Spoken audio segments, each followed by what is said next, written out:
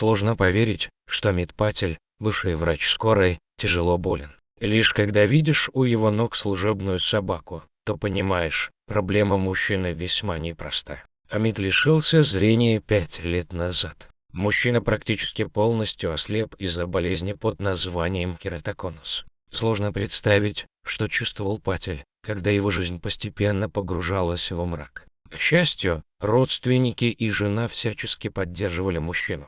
Сегодня, свыкшийся со своим положением, Амит уже не боится отправиться куда-то без других людей. Вот только теперь бок о бок с ним постоянно находится собака-поводырь по имени Кика. Далеко не каждый пес может быть поводырем. Среди этих ответственных собак больше всего ротвейлеров, лабрадоров и немецких овчарок. Люди понимают, что без поводырей слепые как без рук, поэтому запреты на присутствие животных в транспорте или местах общественного питания на них часто не распространяются.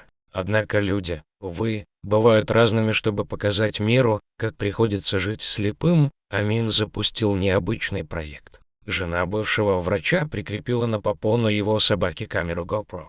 Благодаря тому, что окружающие редко обращают внимание на объектив, супругам Патель удалось запечатлеть массу отвратительных картин. Оказывается, завидев поблизости слепого, многие понимают, можно творить гнусности безнаказанно. Кика – одна из немногих собак-поводырей, обученных сопровождать хозяев на эскалаторе. Однако в очереди к эскалатору находятся люди, которых возмущает собака у ног хозяина. Даже понимая, что владелец пса слеп, они начинают бить животное сумками и зонтами или проталкиваться мимо Кики. Это сильно нервирует поводыря, а вместе с собакой напрягается и Амин.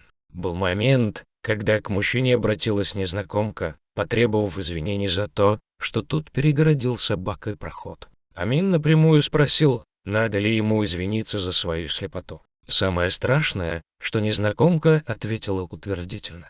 Этот случай, безусловно, был самым показательным, но далеко не единственным. Так, например, люди предпочитают поставить на сиденье в общественном транспорте сумку вместо того, чтобы дать сесть слепому. Недуг Амина не дает мужчине понять, кто к нему обращается. Незнакомцы часто поливают его бранью и высказывают бедолаге массу претензий. Но то, что Патель прекрасно их слышит и может ответить, не останавливает хамов. Отвратительно относятся к мужчине не только прохожие, но и люди, которым по роду службы нужно было бы ему помочь. Слепой также неодобрительно отзывается о незнакомцах, лезущих к собаке-поводырю без его разрешения. Такие действия пугают Кику, заставляют ее волноваться. А ведь от пса зачастую зависит жизнь Амина. Мужчина вспоминает, как собака оттолкнула его от внезапно выехавшей на красный свет машины. К счастью, Кика почти не пострадала. Автомобиль слегка задел поводыря крылом по носу, и уже через 3 дня собака снова смогла исполнять свои обязанности. Ниже ты сможешь увидеть один из снятых Амином роликов. По словам мужчины, он вежливо обратился к работникам станции за помощью, но потом целых 5 минут ждал, пока те соизволят ответить. А ведь все это время они прекрасно видели слепого мужчину и ничего не предпринимали. Амину пришлось повысить голос, чтобы работники хотя бы обратили на него внимание. Да уж, не просто приходится слепому человеку на оживленных улицах. Все, впрочем, могло быть куда лучше, если бы люди вели себя как положено людям, а не пользовались беззащитностью ближнего своего.